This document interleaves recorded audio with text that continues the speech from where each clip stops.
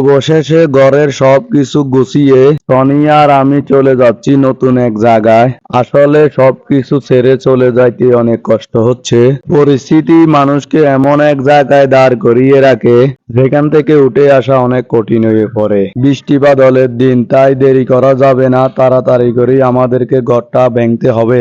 একদিন আগে বলেছিলাম সনিয়াকে ঘরের মালগুলো বার করার জন্য, কালকে মিস্ত্রি আসবে ঘর ভাঙবে। তাই সনিয়া সারা রাত ধরে মালগুলো বের করেছে। একদিন পরে মিস্ত্রি চলে আসলো ঘর ভাঙার জন্য।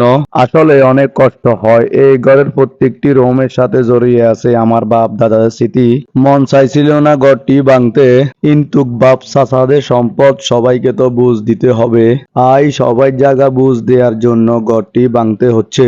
এই ঘরে জড়িয়ে আছে আমার হাজারো স্মৃতি। বন্ধু নামের বাবাটি এই ঘরে আমার সাথে অনেক খেলা করেছিল।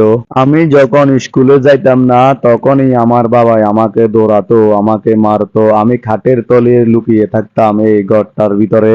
আসলে আমার অনেক কষ্ট লাগতেছে আজকে যখন ঘরটা ভাঙতেছে, অনেক কষ্ট লাগতেছে। আসলে আমার বাবা আর আমার দাদা তিলে তিলে গড়ায় এই ঘরটি আজকে ভেঙে ফেলতে হচ্ছে।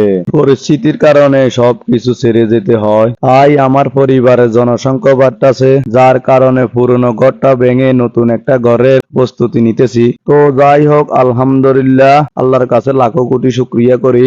হাত পা হারিয়ে ছেলেটির দরকার ছিল অন্য কোথাও গিয়ে কিছু করার, নিজের চিন্তা নিজে করার, নিজের পেট নিজে ভরার। এসব কথা চিন্তা না করে দিনের পর দিন 1 টাকা 2 টাকা করে জমিয়ে পরিবারের জন্য চিন্তা করে কষ্ট করে নিজের জমানো সেই টাকা দিয়ে আজ একটা নতুন ঘরের স্থান তৈরি করতে যাচ্ছি। অনেক টাকা লাগবে এই নতুন ঘরটি করার জন্য। আর আপনারা সবাই আমার জন্য দোয়া করবেন, আমি সম্পূর্ণ এই ঘরটার কাজ যেন চালিয়ে যেতে পারি। আর একটা কথা, আজকে 2-3 দিন ধরে সনিয়া আর আমার আম্মুর ঘুম কিন্তু খারাপ হয়ে গেছে। তাদের পরিশ্রম আর ক্লান্ত দেখে আমার কাছে অনেক খারাপ লাগতেছে। ঘর ভাঙা মোটামুটি শেষের দিকে হঠাৎ করে দেখলাম রহমতের বৃষ্টি এসে সব ভাসিয়ে দিয়েছে। আর এদিকে আমার সবকিছু ছিন্ন ভিন্ন হয়ে গেল। আর মিস্ত্রিরাও কাজ বন্ধ করে চলে গেল। আর আমাদের ঘরের মাটিগুলো ভেঙে ভেঙে পড়ে যাচ্ছে। প্রত্যেকটি ঘরের অবস্থা সব লন্ডভন্ড হয়ে গেল। যাই হোক, আল্লাহ যা করে সবকিছু ভালোর জন্যই করে।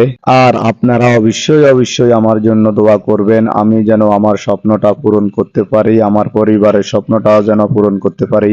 আর আপনাদেরকে আমি অবশ্যই আমার নতুন নতুন ঘরের আপডেট জানাতে থাকবো। আর আমার জন্য সবাই দোয়া করবেন। আলহামদুলিল্লাহ, বৃষ্টির ভিতরে আসলে অবশেষে আমাদের ঘরটা ভাঙা শেষ হয়ে গেছে। আপনারা দেখলেন আসলে অনেক বৃষ্টি হইতেছে, ঘরটাও বাংলাম, বৃষ্টি শুরু হয়েছে, রহমতের বৃষ্টি। দোয়া করবেন। আর ওইদিকে আমার আম্মু দেখেন বৃষ্টিতে ভিজি ভিজি কাজ করতেছে। তো ঠিক আছে, সবাই ভালো থাকবেন, সুস্থ থাকবেন।